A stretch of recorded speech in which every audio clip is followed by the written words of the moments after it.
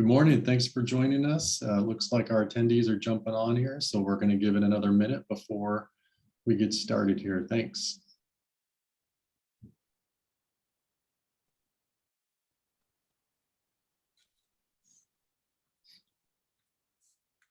Hey Jeff, while we're waiting here, I noticed some good-looking books there behind you. Can you tell us about that book? You know, you see these books back here.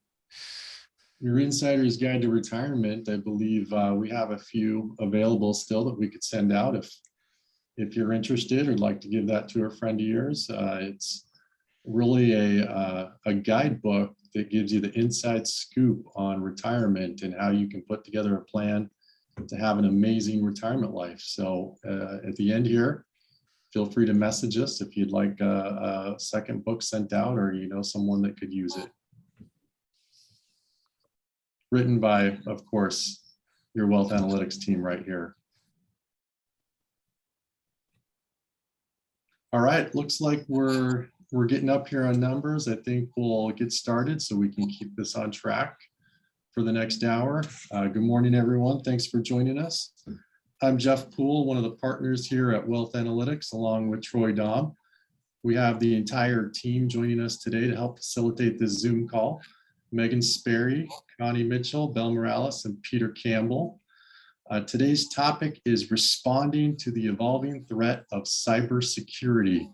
If you remember, we did a webinar on this topic last year with our guest speaker, Dan Skiles, and Dan will be joining us again today. Here at Wealth Analytics, we are continuously updating our software, scanning emails, making sure we use secure download links to help protect your information. It's very important to us.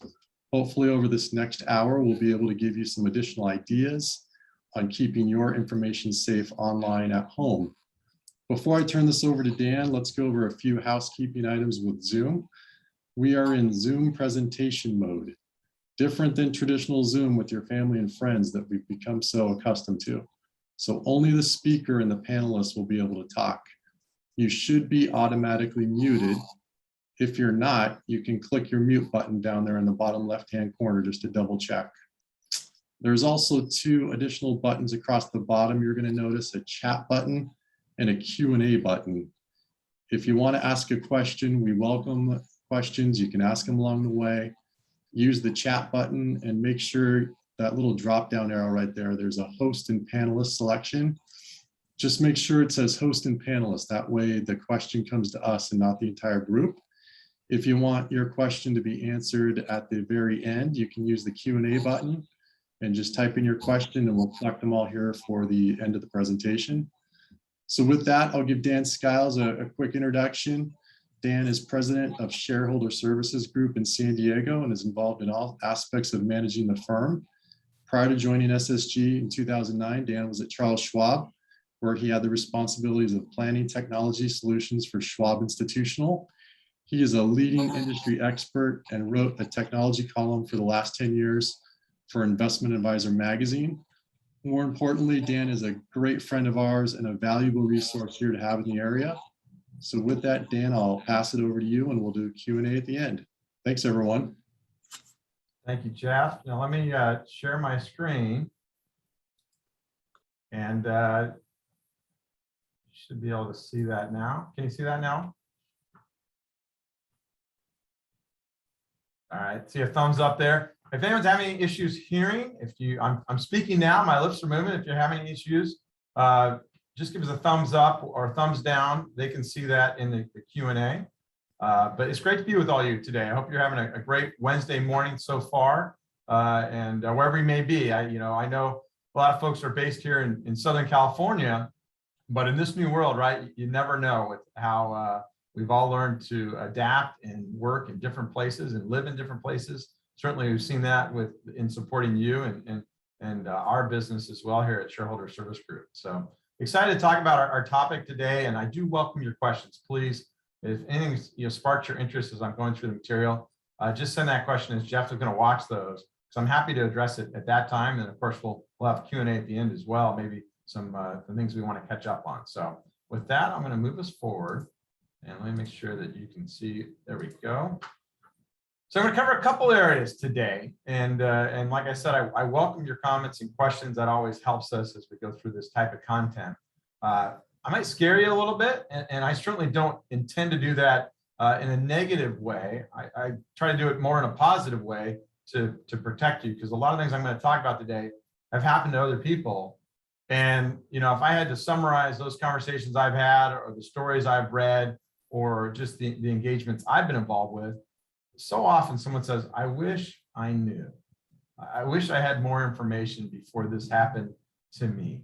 And so that's part of the goal today, is to give you that information for you to be able to learn from what's occurred out there. So one of the first areas we're going to talk about is protecting your systems, which is so critical. And then we're going to dive into some security best practices that you can apply and understand.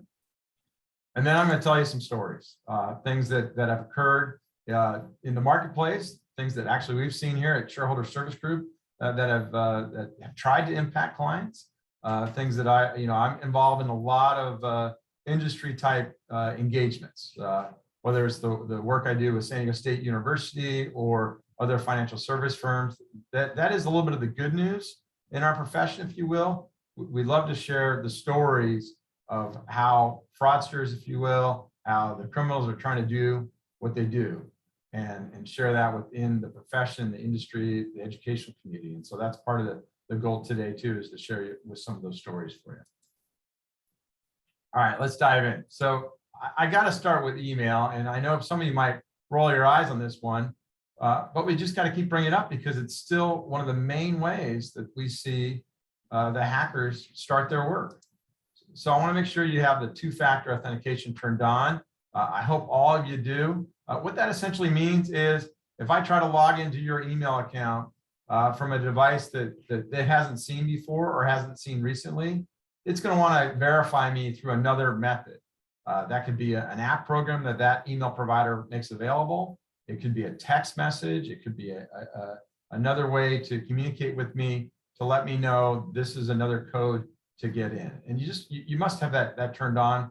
And then I would extend that to other applications as well, your accounts and anything that's critical. But you got to have that extra step in today's environment. It's a must. Certainly, there are situations where you can tell the system, email, for example, to remember, and that's fine, especially if you use it consistently, maybe through your iPhone or maybe your laptop or your Mac. That's fine. But we want to make sure that's always turned on, because when the fraudster impersonates someone's email or takes over someone's email, they're always doing it from another device. They haven't necessarily got the client's device or the individual's device. So that's why that's so critical. And then you also want to monitor what's going on with all your email providers now. They should have this. If they don't, you should switch providers, but they should be able to give you the ability to know the device activity. What is actually logging in to your account? What is the history? What have you already permissioned and turned on? So when I look at my email account, I can see that my iPhone is one of those devices. I can see my laptop is one of those devices. I can see my iPad is one of those devices. And I can promise you, if I saw a device there that I didn't recognize, all hands on deck to deal with that issue. It also shows IP address details. It will show kind of the tracking, the most recent IP address on that device. Which is interesting as well, because I know the IP address for my office here. I know the IP address for my home. These are all things that are helpful to know, to give me the comfort that my account is protected. And then also know third-party access. So if I permissioned any other program or system to access my email, it lets me know that as well. And that's just another critical point in understanding. I also can see in there kind of recovery devices that have been set up. So for example, within my family and my wife's device, when she got a new iPhone about a month or so ago, and we reset up her email, sure enough, I, as someone who's known and connected with her account from a security perspective, got several notifications letting me know of what she was setting up. And I can promise you that if we weren't doing that and I got those notifications, again, all hands on deck to deal with it. I had the same with my kids. They're in college now, and even more important to track what they're doing and how they're setting up. So these are just tools that are available to you today through the email providers. This is unique to one. And like I said, if your provider doesn't give this type of detail that I just described, I would seriously consider looking at another one or asking them the questions about how to do this kind of surveillance. And it's not something on the surveillance side, it's not something I look at, every week or something like that, but I do look at it on a regular basis, maybe once or so a month, just to check in. It doesn't take very long, just seconds, because you get familiar with what you're looking for. But certainly those notifications and the dual factor authentication is just so critical.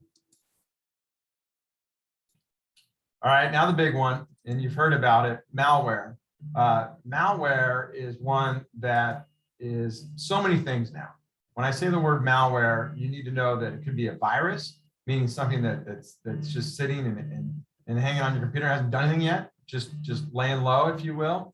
It could also be spyware, which means it is installed and it is actually monitoring everything you do. Everything that's on your screen, it's monitoring all that and recording that and sharing it with the bad actor, if you will. It could be ransomware. Malware could be ransomware, where it encrypts your data. You've read about this for big companies. You've probably read about it for small scenarios as well, but it could be ransomware, where it essentially takes over your files and makes them unusable without you paying a ransom. And maybe then you don't get them back and they've been encrypted. But that's what that does.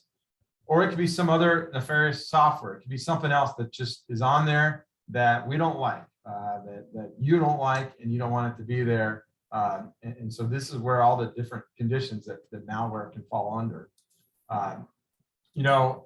The thing to think about is, how does it get there? How does it get into your system? And certainly email is still by far the most popular way that it gets in there, with an attachment or a link. You get an email and you click on something that you think is a link to a website that you use, and it really isn't. Or you think it's a PDF document that you need to review, and it really isn't. And then what's odd is it doesn't oftentimes do anything at that moment. That's by design, right? It doesn't say, oh, gotcha, or hey, busted. No, you click on it and something weird happens and you don't really know what, and then you just move on.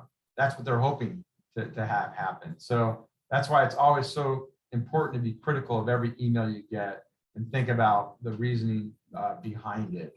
Did I really expect to get this link from somebody? Did I really expect to get this PDF or this other type of attachment? It's just so important to go through that decision tree before you actually click on it. It could be a website. You could be surfing on Google, right? And you type in something, maybe you're doing some research. Maybe you're looking to, maybe it's time to travel again, right? We've been through this challenging time with the pandemic. And as you know, the borders are open, as we've been seeing the news this week, and international travel back into the US and vice versa. So maybe now you're thinking that trip that I was thinking about doing in, wherever, that African safari, I am finally excited to do that. Let's do some research on the web. And you click on a website that you thought was all about this great safari where you're going to see giraffes and elephants, but it turns out it's actually a fraudulent site that's been set up, and they're now using that as a channel to get you. Now, Google's doing everything they can to catch those type of things, but it's unfortunately a big bad world out there, and so sometimes those things aren't caught, or maybe it's embedded in the site too. So you think you're seeing a gallery of great photos of this African safari, and then you click on something that says, learn more or register here, these type of things. So you just always have to be cautious, because that clicking could lead to the downloading, the implementation of the malware.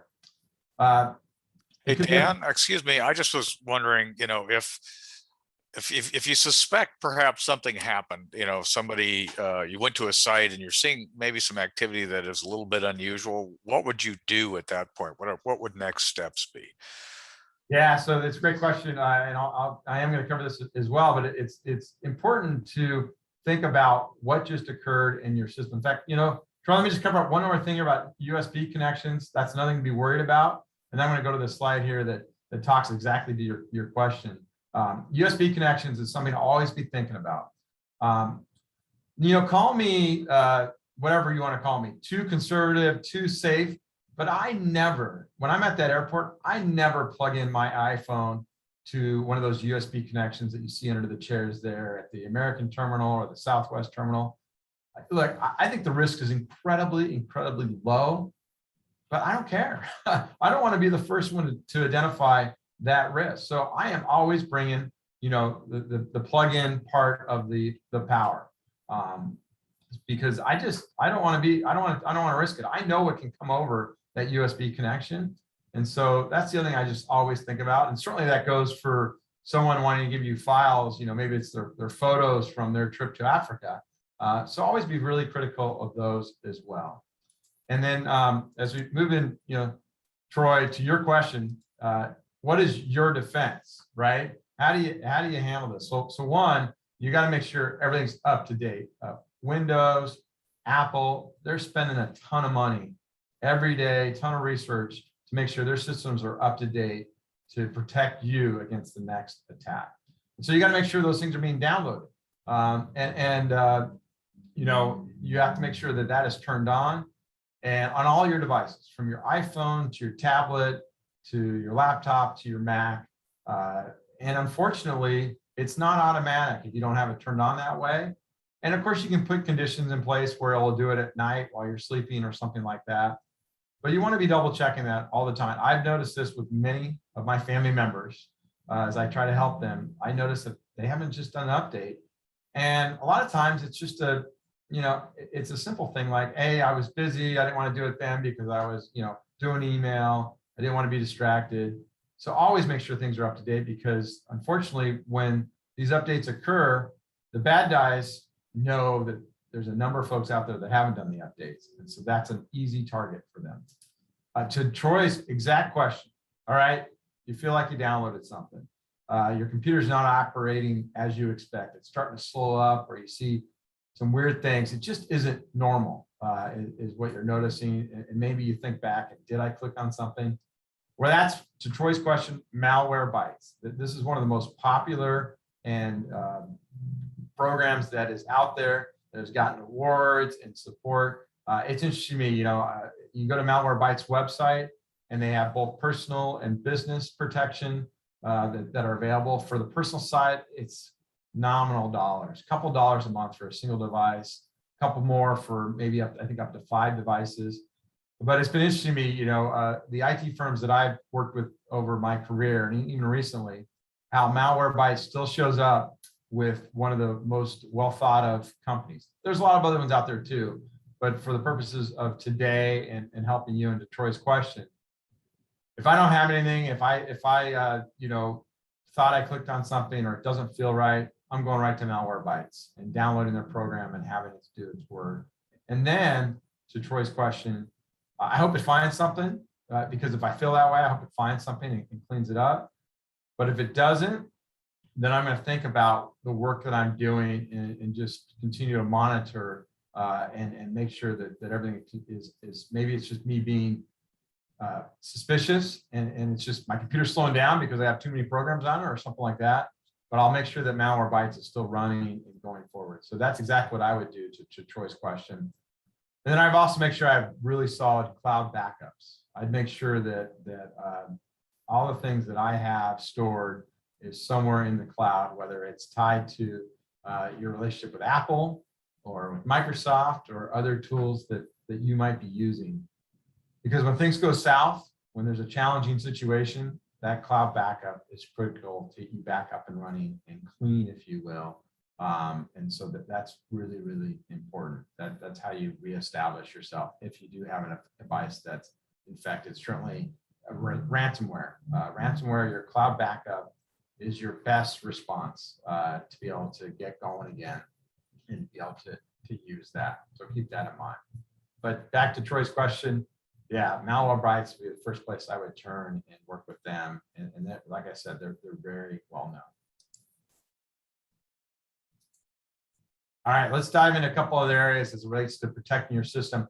I covered this a little bit last time when we spoke just over a year and a half ago, give or take. And Wi-Fi systems are just so important. And I talked about be really careful when you're using a public network. And I talked about be careful of, and this is the technical term, man in the middle attacks, meaning that you're think you're going on to the Starbucks Wi-Fi, but you really just went on to that laptop that's next door that created a fake Starbucks Wi-Fi. So always be really careful about that. Know what network you're going on. But today I want to talk about your Wi-Fi, right? I want to talk a little bit about your home system. And I want to talk about this in the context of thinking that we're going to be getting together again for Thanksgiving. I know we will at my family. And of course, the holidays following thereafter during the Christmas season and the Jewish holidays, everything that goes on through the end of the year. And so I would make sure that one, your Wi-Fi network, whatever you use, is up to date, that it has the latest installed software that runs that device. And I also look at whether you need to turn on the WPA3 security, which is relatively new security, relatively.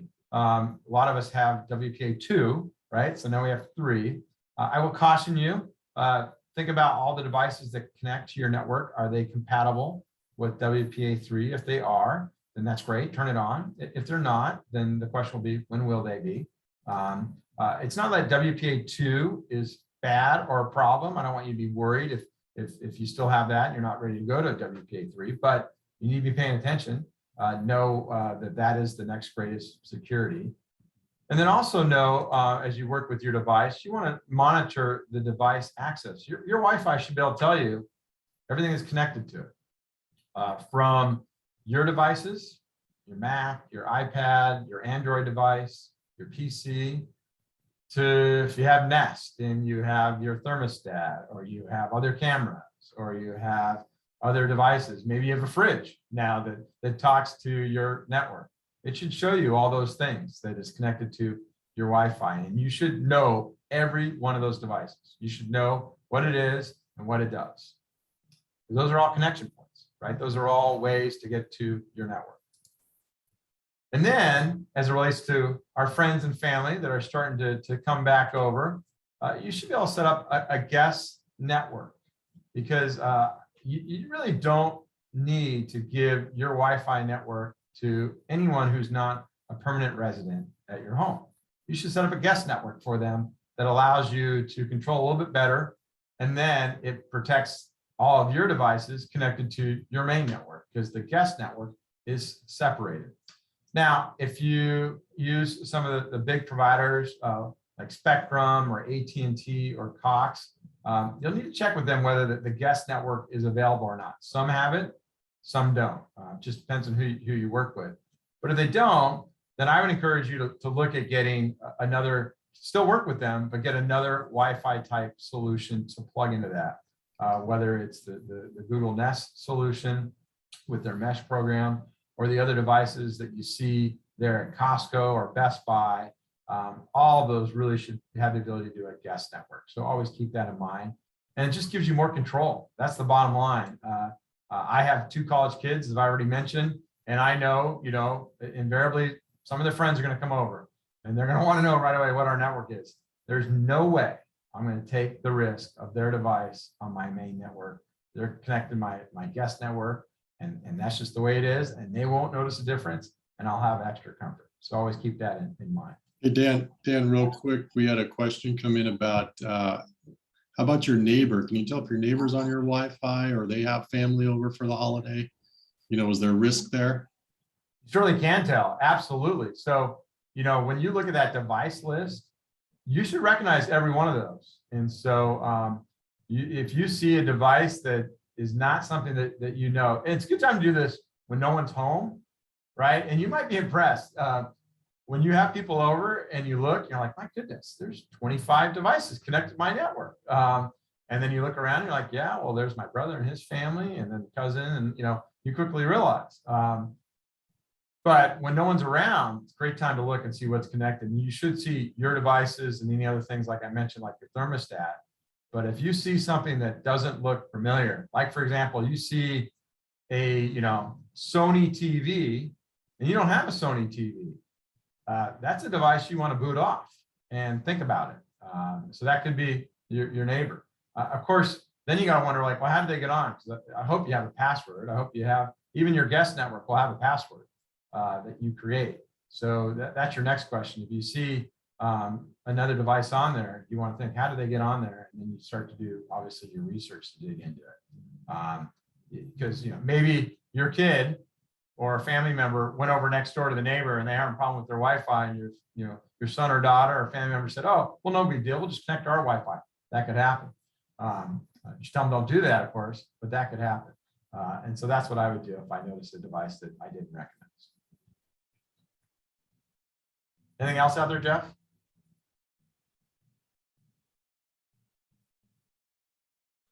So far, so good. All right, great, thank you. All right, let's keep moving here.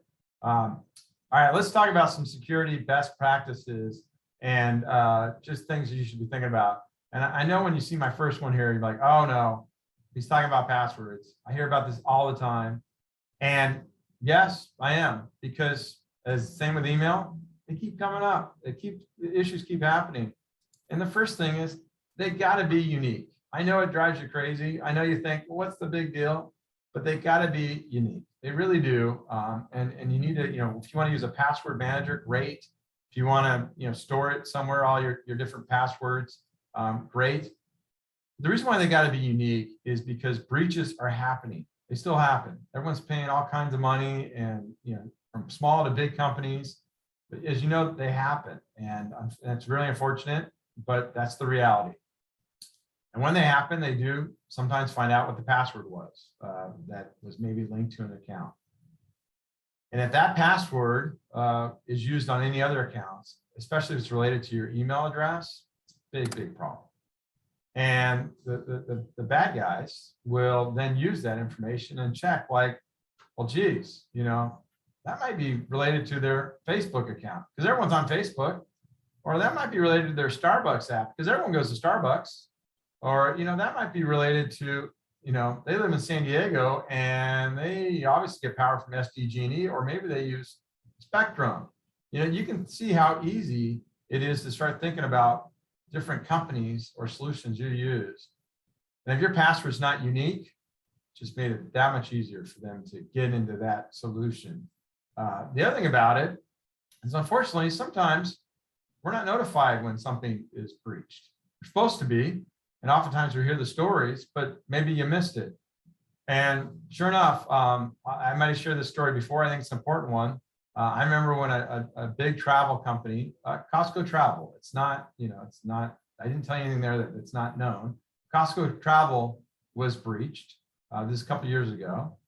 And then sure enough, maybe about a year or so later, I got an email from a bad actor telling me that they know my password and actually put it in the subject line.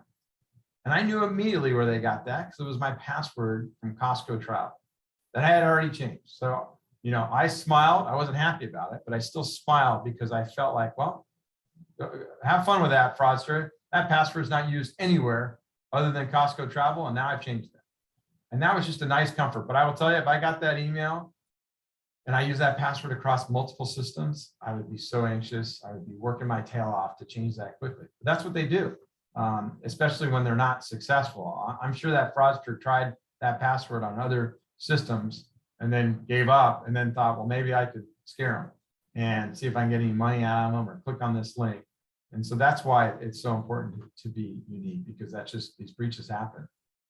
And then, of course, you've always got to be paying attention to the messages and be careful when you see those messages.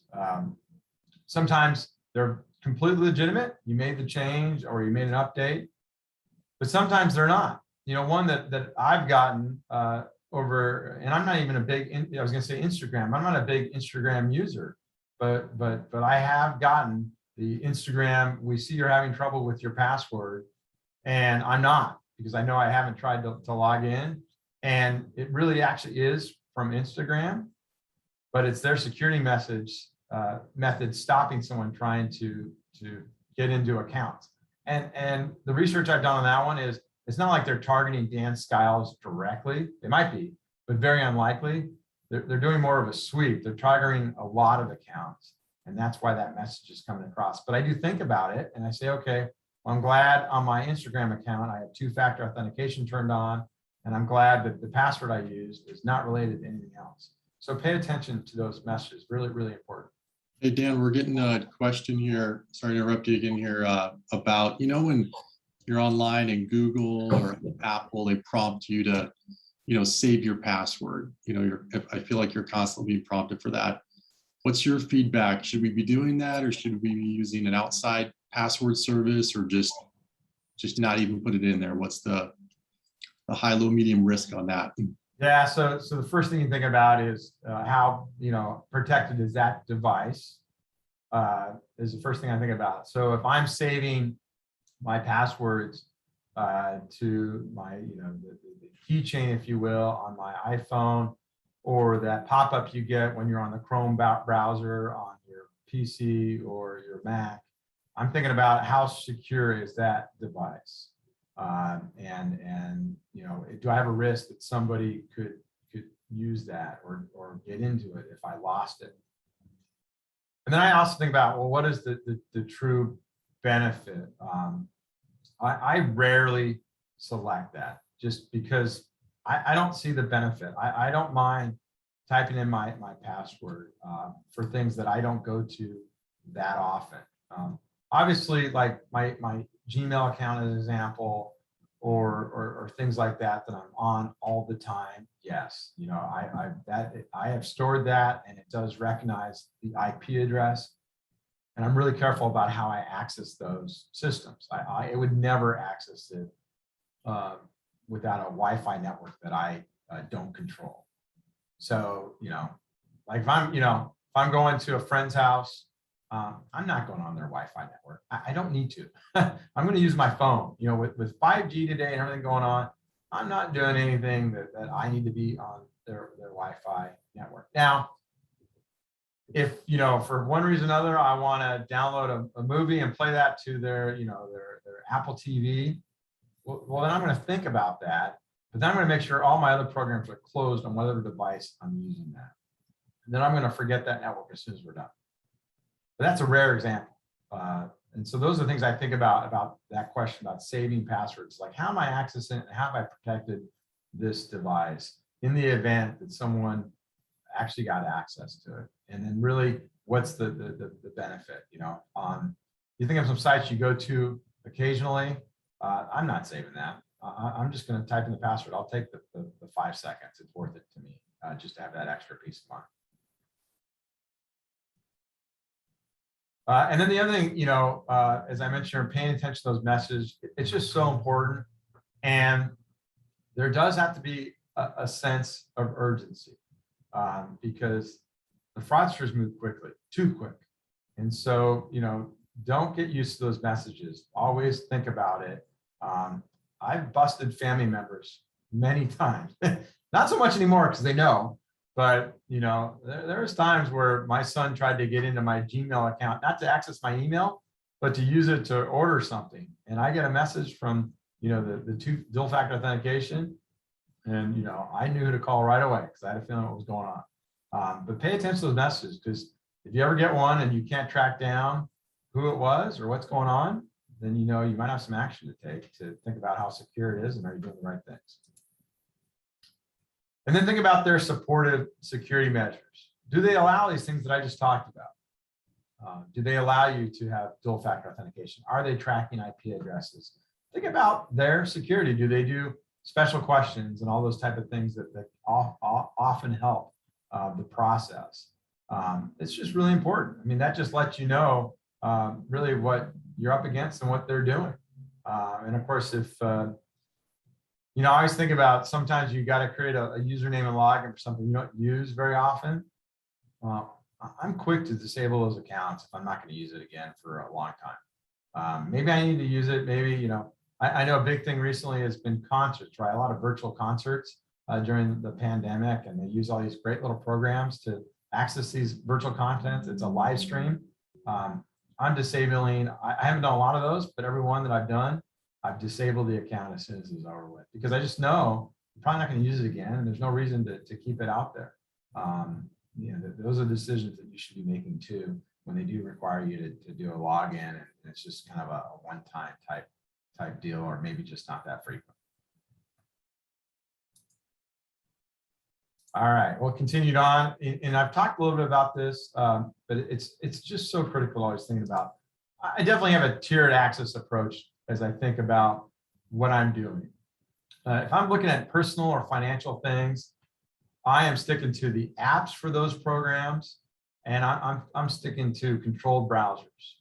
I'm sticking to my own network, 5G.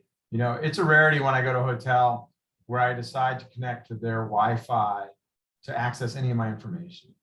I might connect to their Wi-Fi to stream something, and then I shut it down and not leave that open or known. But I will tell you that if I am streaming something to the TV, for example, at a hotel, I'm not going to any financial accounts or personal related accounts. I just don't want to take the risk. I'd much rather connect to the 5G on my phone and use that. Use the security that's been built by Verizon or AT&T or T-Mobile. Much rather be using that and leveraging the work that they're doing. Nothing's foolproof, but I'll take that any day of the week over a Wi-Fi network at a hotel. And with today's speeds, you should not really notice anything major. Might not make my kids level, right, with their gaming and all those things, but for my purposes, it's just fine, and that's what's important. And then, I think about things that are personal, but not necessarily private, right? So you think about like kind of the social media type things that we all use, and I'm not a huge user of it, but I know I have a lot of family members that are. I think of always the potential risks of that and how those networks are accessed. And then I think about like, maybe it's not me, but it might be someone related, right? There might be someone in my family or friend network that is much more, comfortable using those tools on any network and thinking about my connection to them. And I'm not trying to be paranoid, but I just know those things just so that as I get information from them, if I get an email from them, I think about those type of things, especially if it's something I'm not expecting. That's just kind of the lens that I think about is like, okay, if I get hate to call my mother-in-law, she's not on here. She's a lovely lady. I love her very, very much. I'm not being, facetious in making those comments. But I also know that I've coached her sometimes on our trips. Like, I call her grandma because that's what my kids call her. And I'm like, Grandma, what are you doing on the Wi-Fi at this restaurant? You need to do that. Well, I want to do that. So I'm constantly coaching her on those things. So if I get an email out of the blue from grandma that I didn't expect or we didn't talk about, I'm calling her saying, hey, what was this about? And, sometimes, she loves to send those birthday cards with little scripts and things like that. I want to make sure she really sent it just because, I know she doesn't think about this stuff as much. And is she a high risk? Well, no, because I've done other things to help her, but there's still more risk than I like to take. So those are the things I'm always kind of thinking about. And again, not to be paranoid, but just to be smart. All right, and then we always have the never do list. And so if you want to be the hero at your Thanksgiving dinner or your holiday celebration, tell everybody that you would never ask them to send you money without verbal confirmation. And you don't even know what that is, right? You don't like, why would you be sending your family members money? Maybe you do, maybe you don't. But tell them you would never do that and would never expect them to do that without having a conversation. Because unfortunately, we've all heard about the emails, we've heard about the messages, even the phone calls where someone is duped and they think about sending a dollar amount, through these different tools that are now available, on banking sites and things like that. And they just didn't know. And so, it's just important to have these never do lists where you say, I'm never going to ask you to send me money or vice versa without talking to you about it. Don't share devices. We all have our own devices now. And it's okay to show folks things on your device, but, I would never have my iPad in my home and then have family members come over and just say, oh yeah, here, use my iPad. You can use my iPad. Go ahead, yeah, surf the web on that. I love them. They're great people. But on the same token, like, I don't want them to accidentally go to a site that they didn't realize they went to or those type of things. And they have their own device anyway. So, I think about those things all the time as well.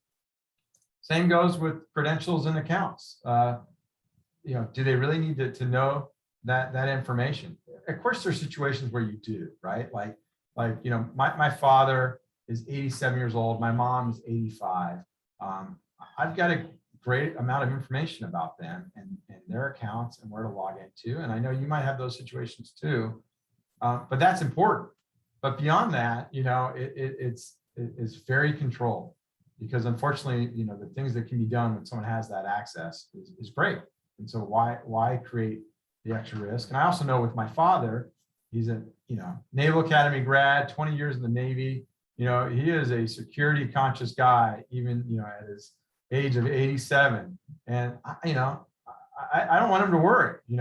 He's got he needs to have a simple life now. He's earned it, right? So I don't ever want him to worry. And so part of that is just controlling who has access to what he does and how he does it, and that gives him comfort. All right, let's talk a couple stories, and then I'll be welcoming more of your questions. I'm not trying to scare you with these stories, just to be very clear, but the knowledge will help you. It will help you. And then I also ask you to share this with your friends. Become the hero, right? Tell these stories, in a nice way, just because we don't want to scare everybody, but it might help them. So, and I have direct knowledge of this one. Recent family death. A person unfortunately passed away. They were a little bit older, not too old, a little bit unexpected, but they passed away. And the darn fraudsters quickly compromised their phone. The family, we'll just use the term Dan. Dan passed away, and the family said, well, Dan doesn't need his phone anymore, so we're going to go ahead and shut that down.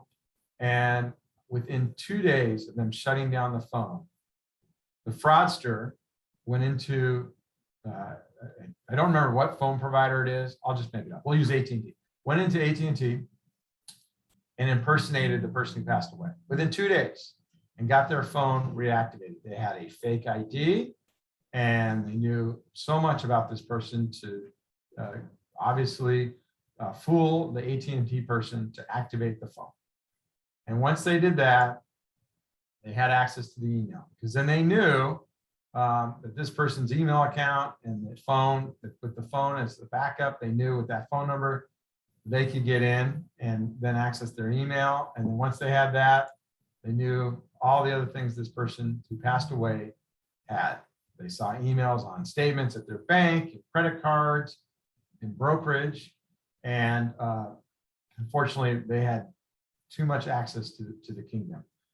And the family, they're mourning. They had no idea. They had no idea. And the fraudster used that access to run up credit card bills. They used that access to get money out of bank accounts.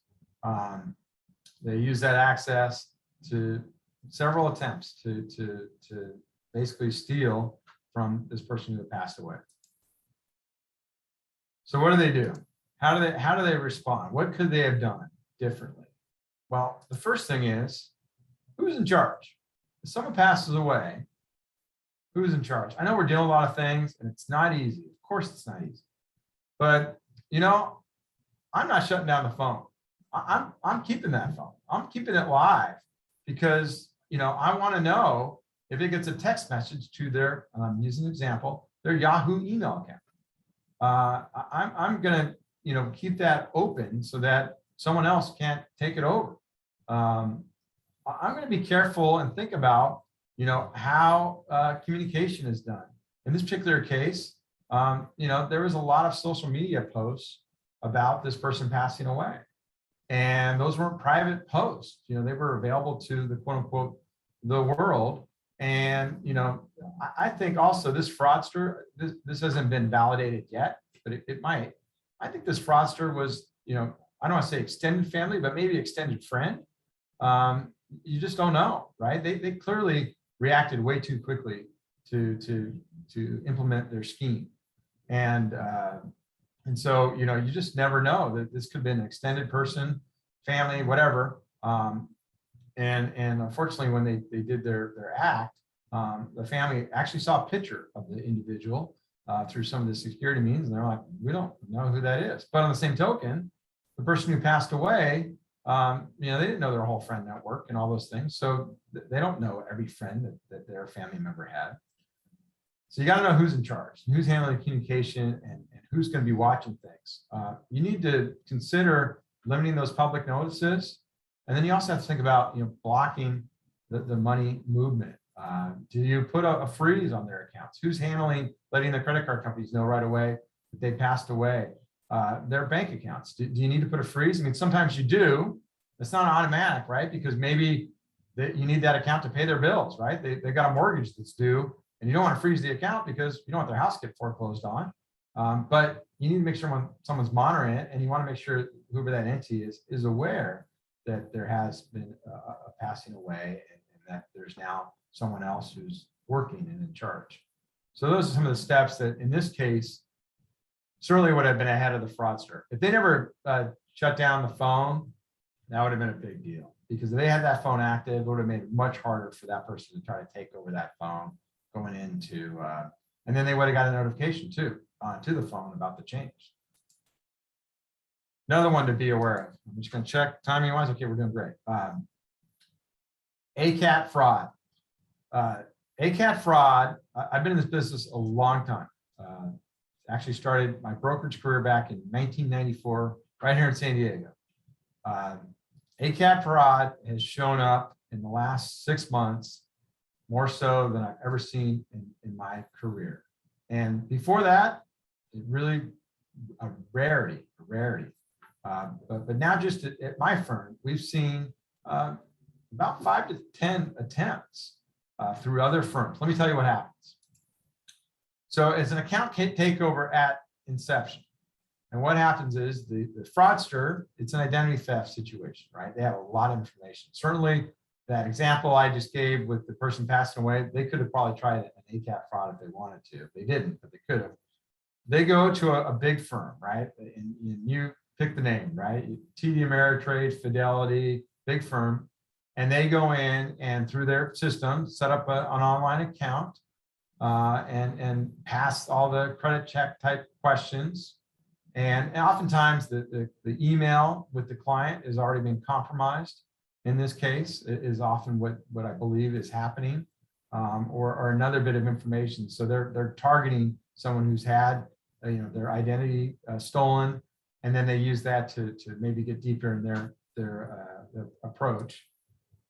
And then they submit a transfer, right? So they establish the account at the other firm, and they submit a transfer from the firm where there's the legitimate account, the ACAD transfer. And they might, they oftentimes ask for cash, not the full account transfer. They're trying to do something that's not maybe as noticed, right? If they do a full account transfer, someone's going to notice that pretty quickly. But if they just say, hey, send over, $10,000 as part of a partial ACAD or something like that, that's certainly what they're trying to do, and they're hoping someone doesn't notice. And then once they get the money to the new firm, they're trying to do a withdrawal request, and so they then use that way to get the money out. They really can't get the money out through the actual ACAD, but they can once it's there, and then they're trying to obviously work within the request of that new firm once the money's there. And maybe it continues the identity theft. Maybe they ask to send the money to a bank that they've also set up using the identity, and then they get it into a cash form, or maybe they just run with a check and do a third-party check. All these types of things. The fraudsters, they don't stand still. That was part of our title. It's evolving. And it's part of the work, part of the reason why we work so hard, because in our session we did, about a year and a half ago, if you ask me about ACAD fraud, I would tell you it's few and far between. And that's just not the case right now with what we're seeing in some other situations. So what do? Don't want to scare you without giving you ways to solve it. So, the first thing is you got to read all notices. Got to pay attention to what is happening within your account and any notices that you get. And then you got to report it immediately. You got to move quickly, both with the new and existing firm. And let me give you comfort, right? You are known to Wealth Analytics, right? You have a personal relationship with them. We have a personal relationship with Wealth Analytics. I can tell you, they haven't seen ACAD fraud that I'm aware of, but we've seen it in a couple examples that I've shared with you. And us, with that advisor reacting quickly, was great. Not $1 was transferred, not one. We stopped it. That's the beauty of the ACAD system. You can reject it and stop it. And because of that, because it is actually the receiving firm's responsibility to validate everything. That's part of the way the ACAD system works within the brokerage community. The receiving firm has a responsibility to validate who the client is and do their checks, and then validate that it's a legitimate request. And then if it isn't, to respond quickly. But in our cases, not only did we stop it on our side, but it was stopped on the other side. And then, we did an asset block on the account just to be extra safe as well, just to make sure that nothing else was happening. And yes, in these cases, there was an identity theft issue that had occurred. And that was a little bit known, but just didn't know that they thought it was at the bank, for example, and didn't realize that it had spread itself beyond this. And like I said, too, I suspect that there might be some email issues, and we share that with the advisor and the clients involved as well. But that's one of the benefits you have in a big way, is the fact that you're personally known to Wealth Analytics, and we personally know them. And so we can react really quickly. And these type of things are things that get attention immediately, because we know time is so critical. If we can move quickly, sometimes we can stop it before it even happens. All right, and then the one that keeps happening, we talked a little bit about this last time, as I mentioned, is wire and ACH fraud. Just a reminder that banks can send the money and receive the money based on the account number alone, even if it tells them it's not related. If we say this money is going to Dan Skiles' account at Chase Bank, and this is the account number, and at Chase, the account number is right, but the name is not, based on the Fed rules, they can still deposit the money. And the fraudsters know this. And the same with ACH as well, unfortunately, the same with ACH. And so the fraudsters know, they might do 2 or 3 steps before they actually execute their attack. They might actually do different things to free things up before they even do their attack. They might even do a smaller dollar amount before they go a bigger dollar amount, knowing these type of things. Because some banks will check the name and kick it back, but they're not required. That's part of the challenge.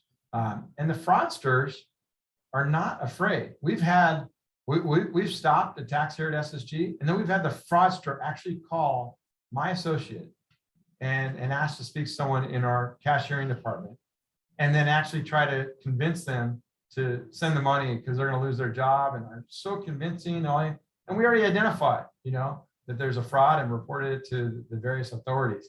And they, they're not worried. They still call. They're very aggressive. And when we see that, we think, oh my gosh, what if they called the individual and they got someone that just was more trusting and didn't understand, because it can be so convincing.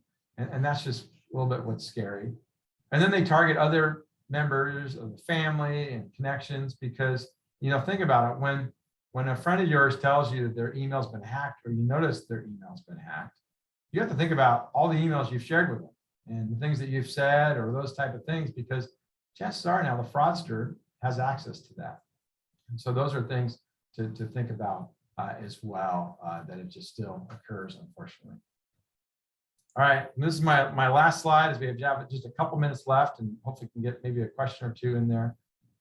But there was news yesterday from one of the big financial firms, Robinhood. It's all public, so I don't feel bad bringing this up. But there was an announcement that they had a breach, and it's still it's still being evaluated. But the first thing that they've mentioned is that the fact that they believe, based on what they've noticed, that an unauthorized party certainly got several million email addresses. In some cases, they got location, and in some even smaller locations, they might have got other information. They were quick to say that at this time they don't believe any account numbers or bank account information was compromised. But of course, it's fluid, and we hope it stays that way. But we all have heard about these stories, right? I mentioned that the Costco travel situation. Marriott is another one with Starwood that had a big one. Equifax, right? We know all these stories that have occurred, and we've all been impacted by it, especially with some of the really big ones. So you got to really know all these details that I just mentioned. If I was a Robinhood client, and I'm definitely not, just personal preference there, sorry, I would be on their website right now seeing what they're saying about it and understanding it. I've stayed at Marriott's, I've stayed at Starwood. When they had their breach, I was all over their site understanding it, because they do have to disclose what they know so far. And I paid attention, because that's important, because you have to know that you got to follow the story and understand, as they do their work and how they're dealing with it, you got to know what actually was compromised. And then I'll relate that to other aspects of how that information potentially could be used. And for example, like on the Marriott one, right? I have a credit card linked to my Marriott account, right? So then, they said that wasn't part of the breach, if I remember correctly, but I didn't care. I still just remembered what credit card that was and just paid a little extra closer attention to it, right? That's what you do. And that's what's important. And then I consider, proactive steps, right? I thought about, what other things I might need to do, and the connection point tied to that. Certainly having unique passwords was a big deal, as I've already shared. Thought about the credit card, as I mentioned. I know, like, for example, that credit card, I have it set up for alerts to me. If someone uses that number without actually having the card, I'm getting a text message every single time. So that was, I was happy to know I had that turned on for that credit card. Even though they said the breach didn't include that, I still was happy to know that. And then I think like a fraudster, I think about how they might use this information. So in some of these examples, like just when they compromise the email address, I think about, okay, if I'm that fraudster, I might try to impersonate that company now. I might try to send an email to all these addresses I know of people that have connections with that company. And I'll try to send an email trying to get them to download malware, thinking it's legitimate. I might even be just a really nasty fraudster, and I might send an email related to the breach, giving them all these, ways to handle it, and click on this link to learn more.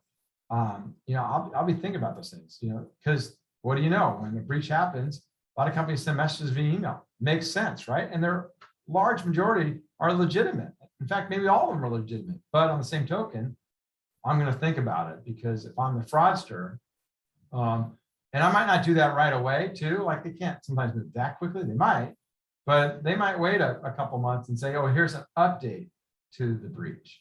So these are just things you have to think about, because they're nasty. I told you about the one that called us and how convincing they tried to be. They're unfortunately just really nasty. So you got to think like them, and then think about all those other protections that we've talked about.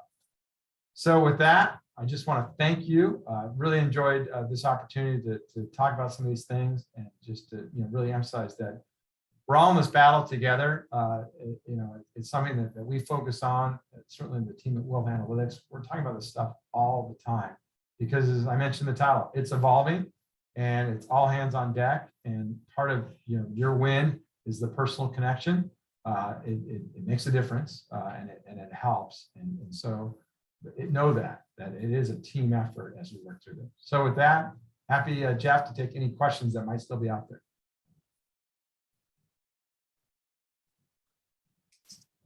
Dan, absolutely. Looks like we have some questions popping up here.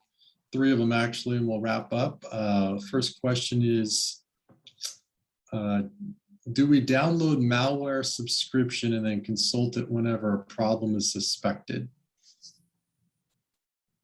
So if you go to so if you suspect that you have malware, right, like to Troy's original question, and if you don't have anything to solve the problem, you don't have another program, that's where you go to Malwarebytes. And yes, their software is a download. You would download their software, and it would do a scan of your system to see if they find anything. They also have real-time detection as well. That's part of their service. You'll notice all these companies now are subscription-based. It's not like the old days where you used to just pay a one-time fee and then you download it and provide updates. They're subscription-based. It's software as a service now, right? That's how they run their business. They keep you as a client, but also the threats are evolving. So they're constantly updating their systems and notifications. And so that's what you would do. You would if you suspect malware, you would download their program and clean your system. Let's see, next question. Any concerns and or discretions in backing up personal info to the cloud or a particular cloud service? All this cloud talk now, right? Right. So it's all about the provider, right? It's all about who you select and who they are.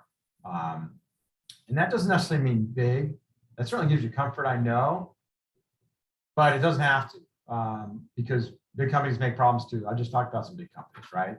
That's just the nature of what goes on in this environment. But you need to know, who they are and what they do and how they do it. Oftentimes it's tied to the device that you've already picked, right? Like, the iCloud for Apple or Microsoft if you're using their devices. But there's other ones as well, right? There's other big companies and small companies too.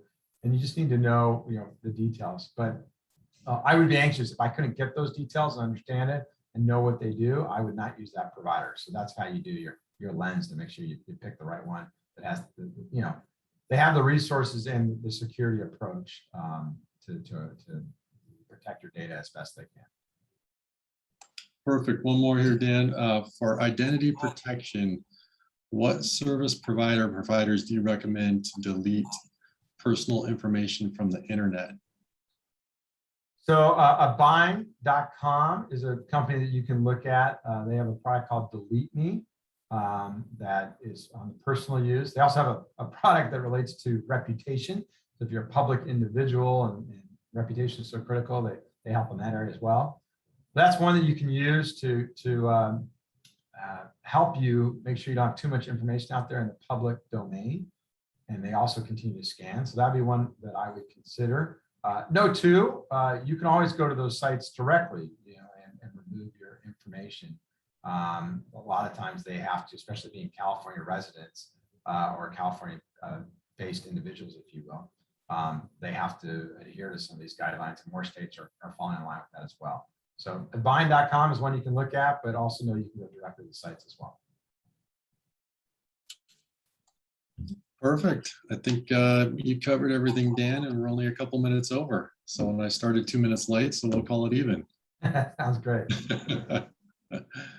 Well, thank you very much, Dan, for joining us today. We always appreciate your insights. Good friend, good person to have around. Everyone, all our clients, we care deeply about you. This is very important. Again, we're constantly updating our security here, and I hope you're doing the same at home. And we really appreciate you joining us today and wish you the best as the holidays already approach here shortly. So we wish the best to you and your families. So thank you everyone for joining us, and we'll conclude today and have a great week. Take care. Bye-bye. Thank you. Bye now.